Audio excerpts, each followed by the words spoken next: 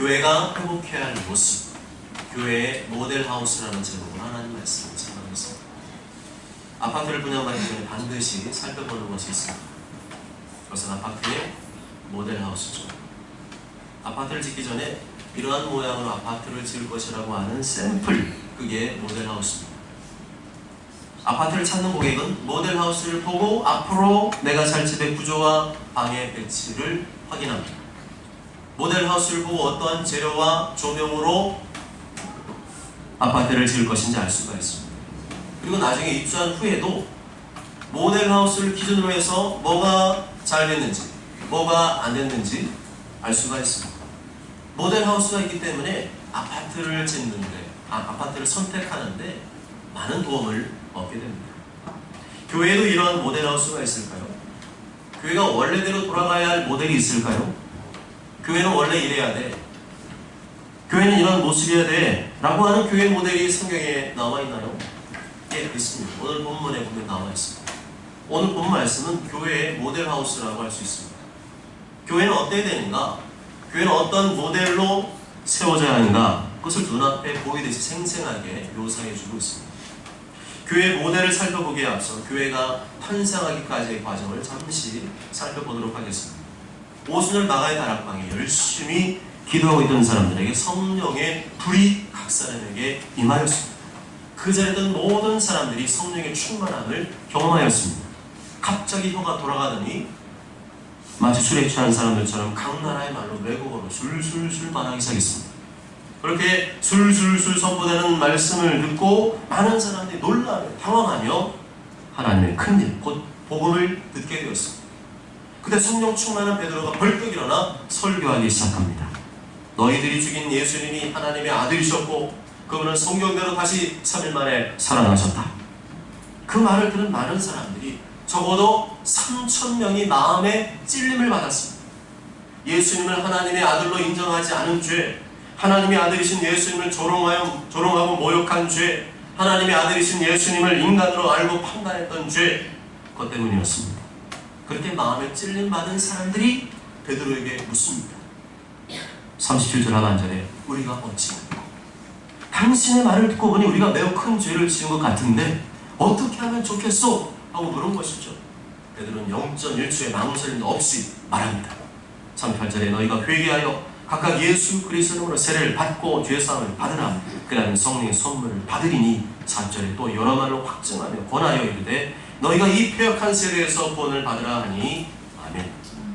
베드로가 0.1초의 망설임도 없이 속사포처럼 말씀을 선포한 것처럼 그 말씀을 받은 사람들 역시 0.1초의 망설임도 없이 그 자리에서 자신을 회개하고 세례를 받게 되었습니다.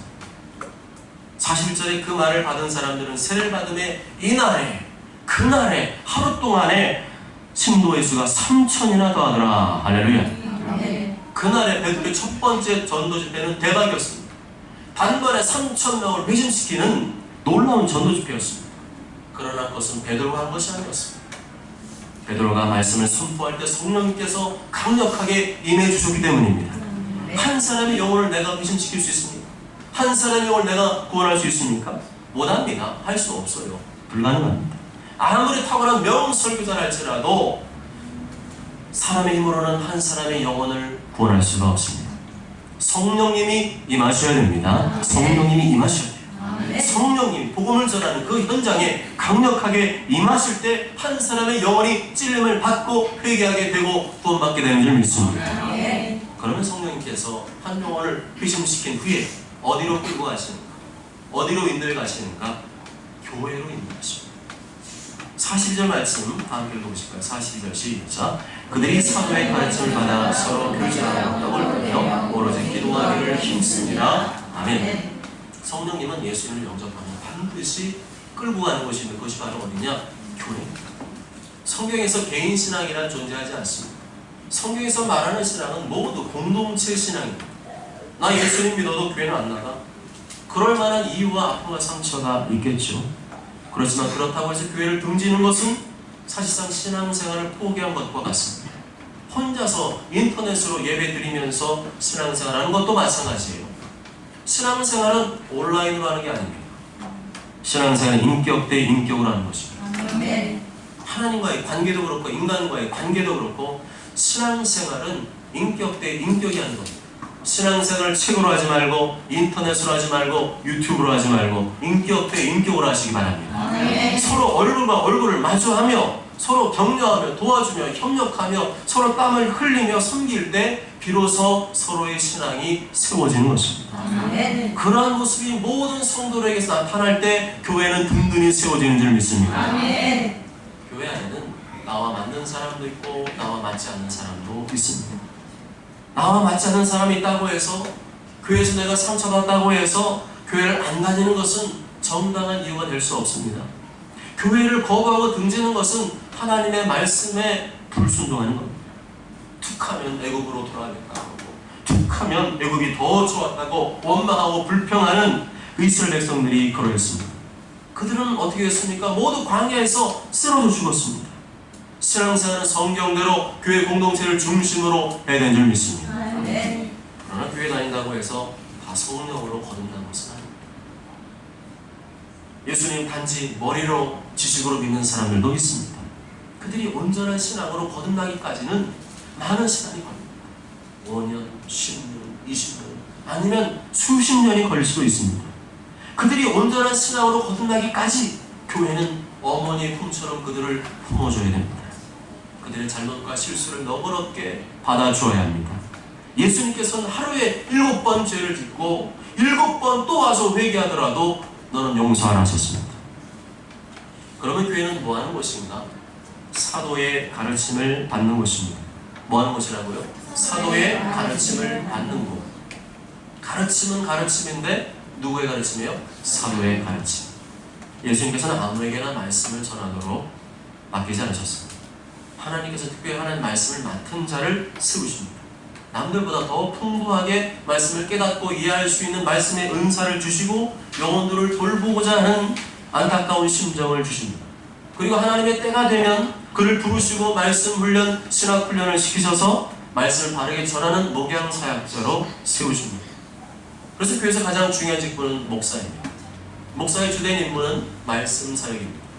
목사가 다른 것을 아무리 잘해도 말씀 사역을 소홀히 하고 말씀 사역을 등한시 한다면 직무입니다.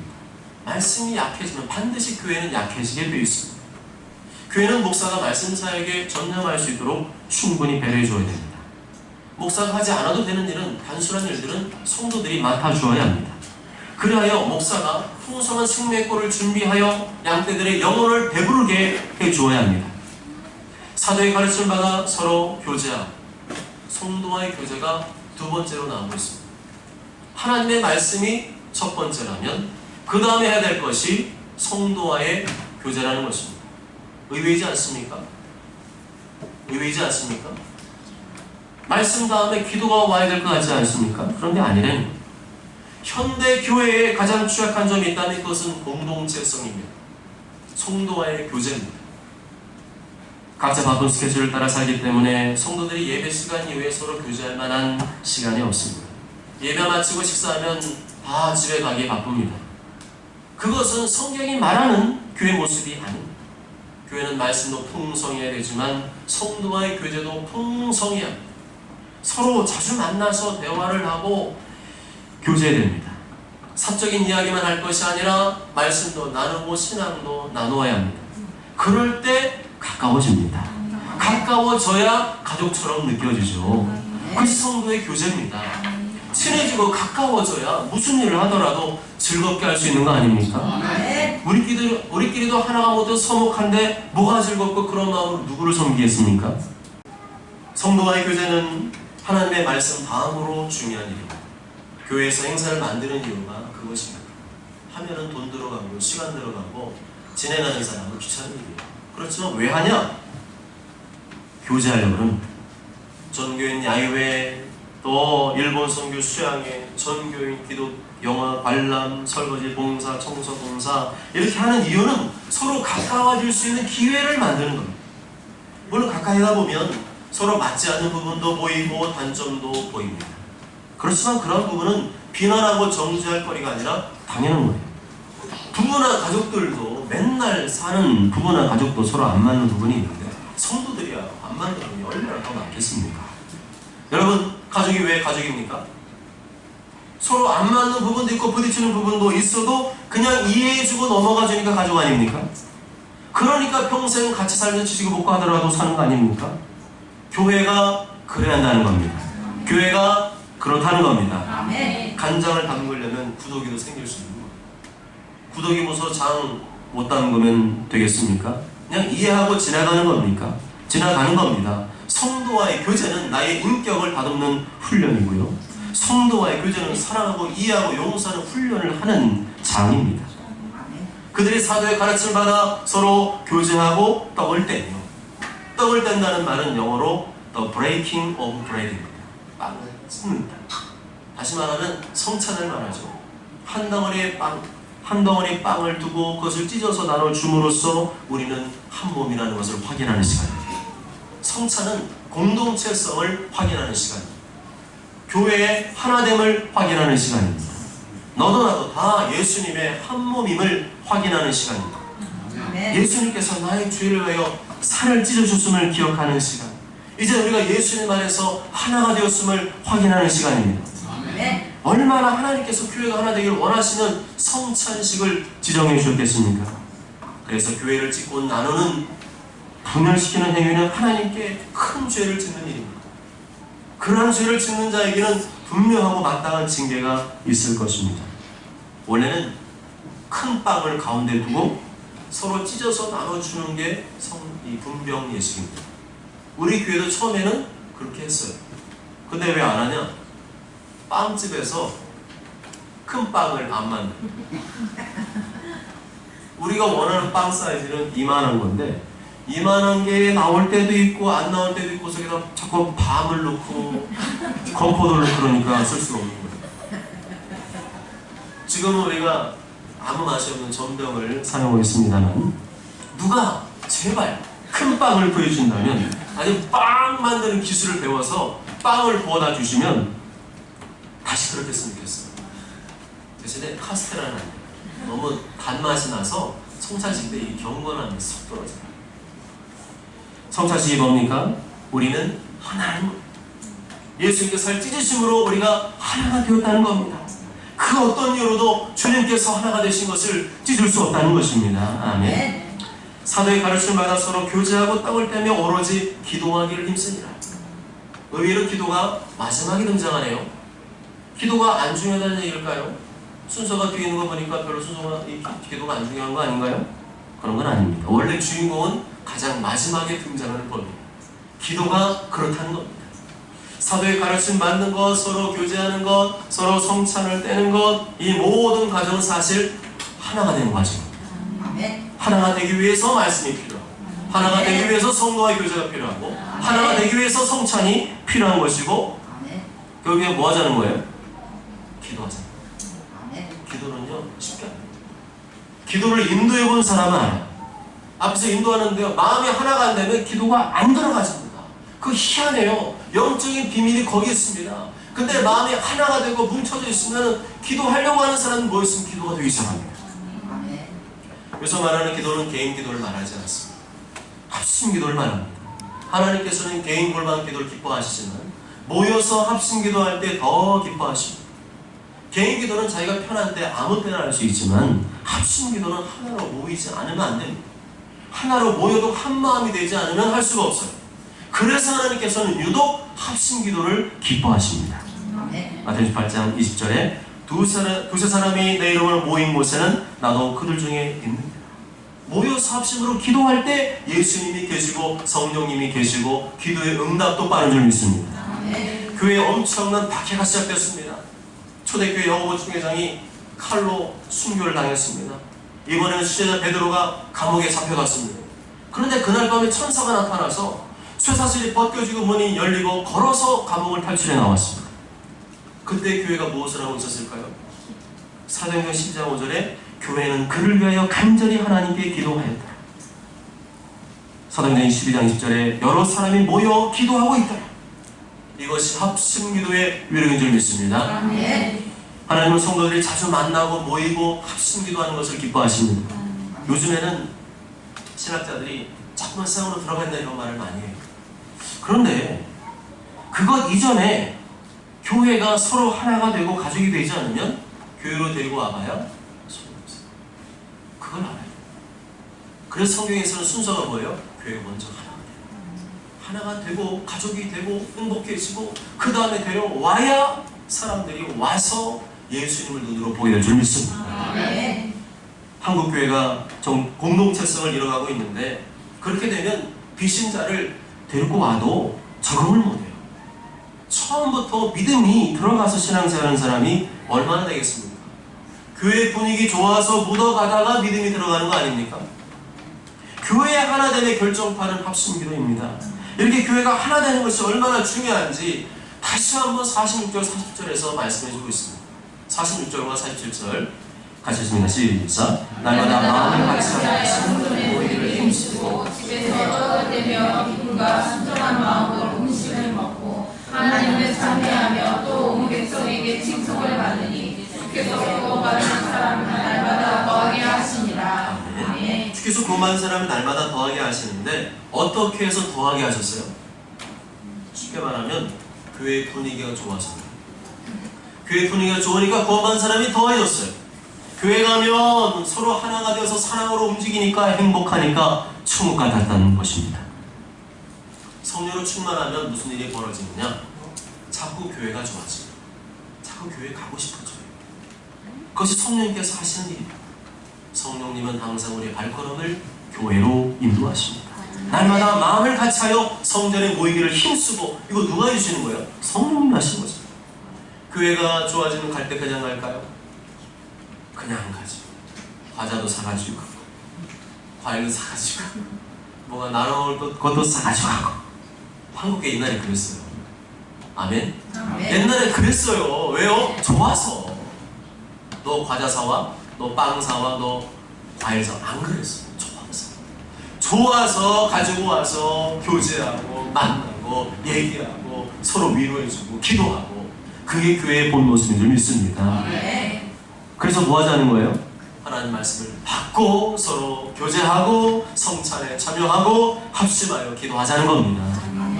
그러고 싶어지는 마음을 주시는 분이 성령님이시고, 이런 마음이 안 생기게 하는 게 사단의 역사입니다. 지금 나는 교회가 별로 가고 싶지 않아요. 나는 교회 가고 싶지 않아요. 그건 뭐예요? 지금 마귀 똥파리가 역사입니다. 마귀 똥파리가 상처에 웽웽거리면서 교회 뭐하러 가? 돈도 안 되고 도움도 안 되고 별로 일도 없는 것 같고 뭐하러 가? 마귀 똥파리예요. 마귀 똥파리를 잡으시기 바랍니다. 우리 뭐 받으러 왔어요? 아니잖아요. 유익 얻으러 왔으면 아닙니다. 서로 사랑하고 하나가 돼서 기도하는 줄을 믿습니다. 순수한 목적, 순수한 마음 잃어버리면 그때도 미끄러지는 겁니다. 성령 충만하면 성도들을 만나고 싶고 교제하고 싶고 함께 기도하고 싶고 자꾸 말씀이 듣고 싶어집니다. 교회에서 기본적인 예의와 질서가 필요하지만 너무 예의 따지고 격식 따지면 피곤해요. 교회가 유교식으로 가면 안 됩니다. 교회가 규격화되고 형식화되고 제도화되면 안 돼요. 그때도 교회는 유기체입니다. 움직이는 생명력 있는 공동체입니다. 그래서 목사님 맨날 정장만 입고 있어야 돼요. 그래서 제가 안 하잖아요. 이해가 되십니까? 제가 일부러 안 입는 거예요. 교회는요, 그런 분위기로 가면 편해야 돼요. 가족끼리 있는데 다 정장 입고 앉아서 식사하는 교회 가정 있어요? 그건 이상한 가정이죠. 약간 좀 검증이 필요한 가정. 교회는 가족화가 돼야 됩니다. 가족끼리 자꾸 선을 만들고 기준을 만들면 안 돼요. 그럼 상 막히잖아요. 뭐 이러면 안 돼, 이러면 안 돼, 뭐 저러면 안 돼. 이러면 상 막혀지는 거예요. 가족은 그냥 가족 편안한 사람들입니다. 옷도 편하게 입고 맛있는 건 나눠 먹고 서로 어려운 것은 도와주고, 그런 사람들이 가족 아닙니까? 아멘. 교회가 그래요. 아멘. 아멘. 교회가 그래야 한다고 말씀합니다. 아멘. 자꾸 모여주고 쉽게 만들어야 되는 거 아닙니까? 아멘. 날마다 마음을 같이 성전에 모이기를 힘쓰고 집에서 떡을 떼며 기쁨과 순전한 마음으로 음식을 먹고 항상 모였습니다.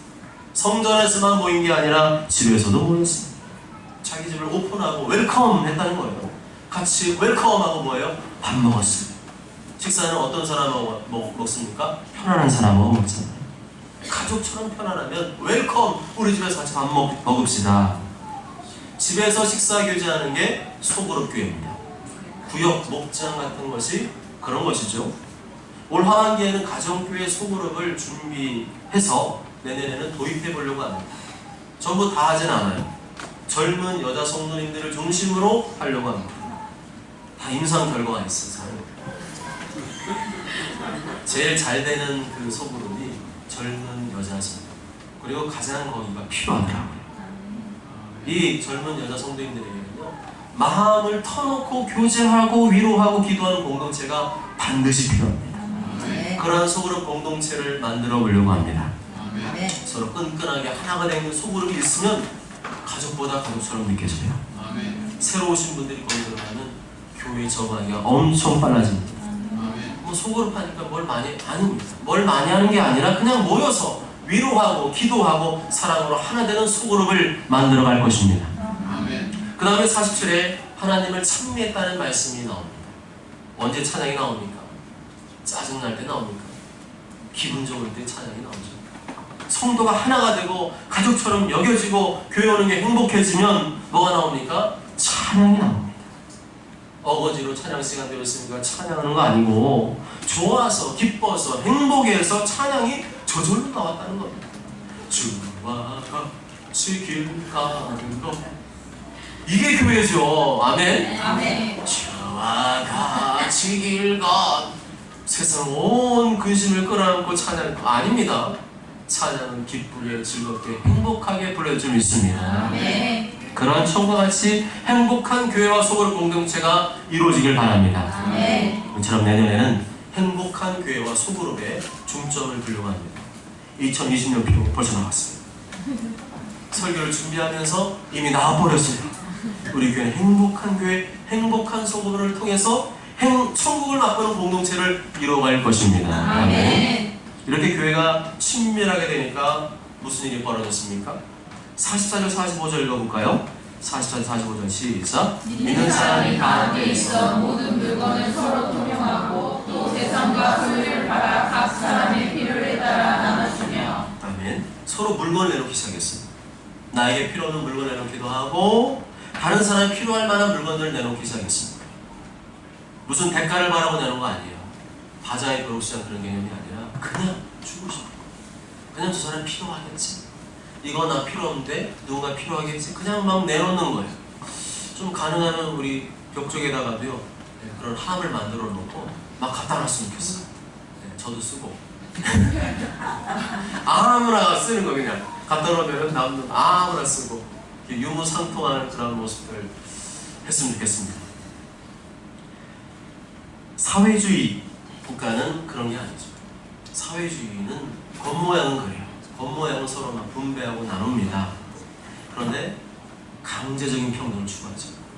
사회주의국가는 국가가 개인의 재산을 강제로 환수해서 모든 사람들의 공평하게 분배해주는 국가입니다. 이상적인 것 같죠? 공산주의, 중국, 또 북한, 러시아 다 그렇습니다. 어디까지나 강제적으로 했어요. 처음에는 좋았죠. 그러나 역사가 증명하죠. 이미 실패했습니다. 사회주의는 하나님을 부정하고 모든 종교를 부정합니다. 인간이 중심이 되어서 세상 낙원을 이루어보겠다는 모토를 가지고 있습니다. 그들이 놓친 게 한 가지 큰 게 있어요. 법과 제도를 완벽하게 하면 될 것이다? 아니, 인간은 안 바뀝니다. 법과 제도가 아무리 탁월해도 인간은 바뀌지 않습니다. 모든 인간은 죄성을 가지고 있습니다. 그렇게 인간들에게 골고루 나눠주니까 그 다음에 일해 안 해요? 경제력 떨어지고 생산성 떨어지고 그렇게 시도한 국가들, 그리스, 베네수엘라 어떻게 돼서 지금 경제가 완전히 붕괴했어요. 그전에 그래도 살만했어요. 그런데 사회민주주의국가 났어요. 사회민주주의국가. 민주주의국가인데 자유민주주의국가가 아니라 사회민주주의국가. 국가가 분배해주고 나눠주고 공평하게 평등하게 잘 사는 나라. 이상적으로 좋은데 결국 어떻게 했어요? 망했어요. 그리스 빼고 불가능합니다. 베네수엘라 불가능합니다. 그러나 성경이 말하는 공평한 분배는 그런 게 아니라 자발적인 거였습니다. 서로 가족과 같이 하나가 되어서 친밀하다 보니까 행복해지니까 자발적으로 자기 것을 내어놓고 함께 잘 사는 공동체를 만들어갔던 것입니다. 그것은 성령으로 충만한 공동체만이 가능합니다. 어거지로 그렇게 해보자고 덤벼들었다가는 교회가 공중분해 됩니다. 강제적으로 제가 광고해가지고 갖고 오십시오, 갖고 오십시오. 재산 팔아주십시오. 땅 팔아주십시오. 그러면 아름다운 공동체가 만들어질까요? 충만합니다. 성령으로 충만하여 사랑이 충만하여 가족이 될 때 자연스럽게 나눔과 분배가 이루어졌던 것입니다. 아멘. 43절 다 함께 읽어보실까요? 시작. 사람마다 두려워하는데 사도들로 말미암아 기사와 표적이 많이 나타나니 교회는 사랑으로 충만해요. 하지만 그것만으로는 안 돼요. 하나님을 향한 경외심과 두려움이 있습니다. 교회 안에 하나님을 향한 경외심과 두려움이 사라지면 방종해집니다. 무질서해집니다. 그래서 교회 안에서는 항상 뭐가 있어야 돼요? 성령님의 일하심, 나타나 기사와 표적이 있어야 됩니다. 성령께서 병든 자를 고치시고 귀신을 쫓아내시는 일들이 교회 안에서는 계속 일어나야 사람들이 하나님을 두려워합니다. 그 결과 어떻게 되었습니까? 47절 하반절에 온 백성의 칭송을 받으니 주께서 구원받는 사람을 날마다 더하게 하십니다. 이 말씀 보면요, 나가서 전도하는 것도 있겠지만 칭찬받아 사람들이 왔다는 거예요. 이러한 공동체 될 수 있기를 바랍니다. 사랑하는 여러분, 성도는 전도의 사명이 있습니다. 밖에 나가서 전도해야 됩니다. 그러나 교회가 하나 되지 못하고 행복하지 못하면, 서로 냉랭하게 눈치만 살피고 있다면 그런 공동체에는 영혼들이 오지 않습니다. 저 같아도 안 오겠어요. 교회는 사랑해야 됩니다. 용서해야 됩니다. 이해해야 됩니다. 서로 위로하고 격려하고 도와주는 베푸는 공동체가 돼야 합니다. 그래야 할 때 교회는 가족과 같이 친밀한 공동체가 될 것이고 찬양이 넘치는 행복한 공동체가 될 줄로 믿습니다.